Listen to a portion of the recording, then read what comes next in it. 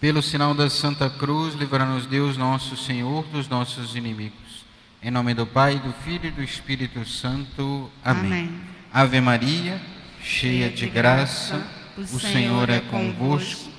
Bendita sois vós entre as mulheres, bendito é o fruto do vosso ventre, Jesus. Santa Maria, Mãe de Deus, rogai por nós, pecadores, agora e na hora da nossa morte. Amém. Meus amados irmãos e irmãs, é o evangelho que ouvimos hoje, que é a continuação do evangelho da semana passada. Se bem lembrarmos, semana passada Jesus estava então ensinando os seus discípulos, estava próximo deles, ensinando, estava falando para eles sobre a paixão que ele haveria de passar. Deveria morrer e deveria então ressuscitar. Estava contando para eles sobre a sua paixão, o segundo relato da paixão de Jesus, que ele reconta, que irá sofrer então. Entretanto, aqueles discípulos meio dispersos no ensino de Jesus, que enquanto o Senhor então ensinava, eles no caminho discutiam quem seria o maior entre eles. E o Senhor então ensina a lição a eles, de aqueles que querem então ser os primeiros, que sejam os últimos. Ensina então a eles o valor do serviço, da entrega total. E hoje o Senhor continua ensinando a eles. E de repente, o mesmo discípulo da semana passada, São João, ele interpela Jesus então, dizendo que tinham outros que estavam então expulsando demônios em seu nome, que não pertenciam ao seu grupo. E o Senhor, Jesus então, também, mais uma vez, dá uma lição a eles, e diz assim: não proibais, pois ninguém faz milagres em meu nome, para depois falar mal de mim. Quem não é contra nós, é a nosso favor. Parecido com a primeira leitura também que ouvimos, que então Moisés, já cansado, porque todos recorriam a ele, aquela multidão recorriam a ele, então ele pede ajuda a Deus. Deus diz então para escolher alguns homens, 40 homens, para que pudessem então eles também profetizarem, possam distribuir o espírito de Moisés sobre eles. Entretanto, 2 deles não estavam no monte, mas estavam no acampamento, e recebem a força de Deus da mesma forma e começam então a profetizar, causando então ciúmes também naqueles que estavam junto a Moisés no monte. Meus amados irmãos e irmãs, isso acontece conosco muitas vezes também. Quando nós às vezes estamos ali de uma forma buscando a palavra de Deus, fazendo, servindo, e de repente vemos alguém fazendo de uma forma diferente daquilo que achamos ser o certo, daquilo que fazemos. Porque nós queremos deter tudo para nós. Ou seja, como se nós apenas soubéssemos fazer as coisas, só nós soubéssemos, a obra de evangelização estivesse todo conosco, como São João aqui, aqueles estão fazendo, não andam conosco no nosso grupinho aqui, Mas o Espírito Santo, ele não se prende a nenhuma estrutura. O Espírito Santo é livre, ele age como ele quer.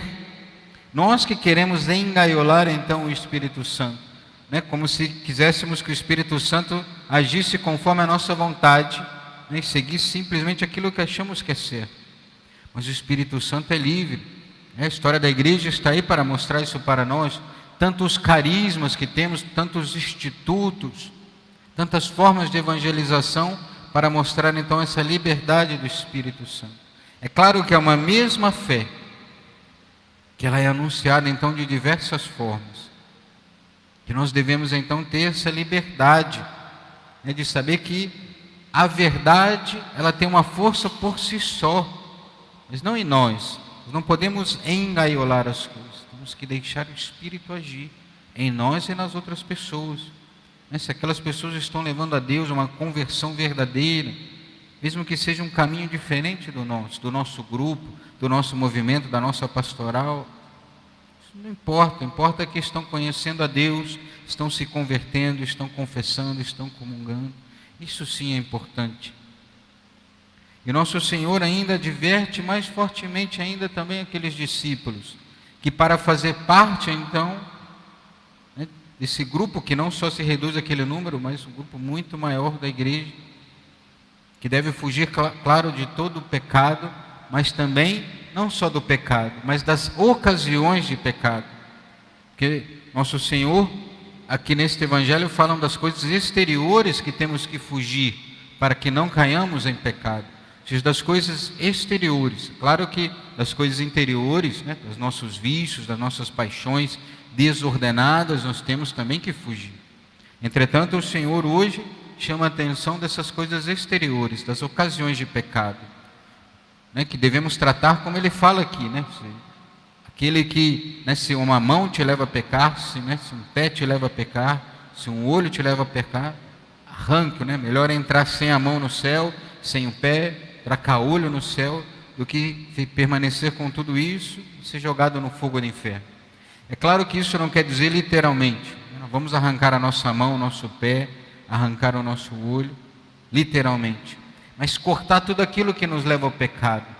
Por exemplo, aquele grupo do WhatsApp que participamos, que recebemos só porcaria e não temos coragem de sair, né? Porque são os nossos amigos e ficamos, né, com respeito humano e não saímos e vamos acabando pecar. Aquelas músicas que ouvimos, os filmes que assistimos, as séries que assistimos, que podem nos levar cada vez mais ao pecado. Aquelas amizades que temos, né, que nós chegamos, em vez de edificar a conversa, elevar-nos, né? Ou seja, só fofoca, né? Só falando mal das pessoas, maledicências, né? Falando bobagens, né? Que aquilo nos leva a pecar e nós não temos coragem de cortar. O Senhor hoje nos pede então que possamos cortar tudo isso, essas coisas exteriores, para que possamos cada vez mais fugir dos pecados, se não nos colocarmos em ocasião. Às vezes um namoro, umas amizades que só nos levam para o pecado, devemos ter a coragem de cortar. Que é melhor sofrer sozinho a vida toda, sem um relacionamento, do que permanecer nesse relacionamento pecaminoso e então ser condenados à vida eterna. Meus amados irmãos e irmãs, esta vida, ela claro, é sofrida, mas pensemos na eternidade toda que viveremos no céu, das alegrias eternas que teremos diante de Deus.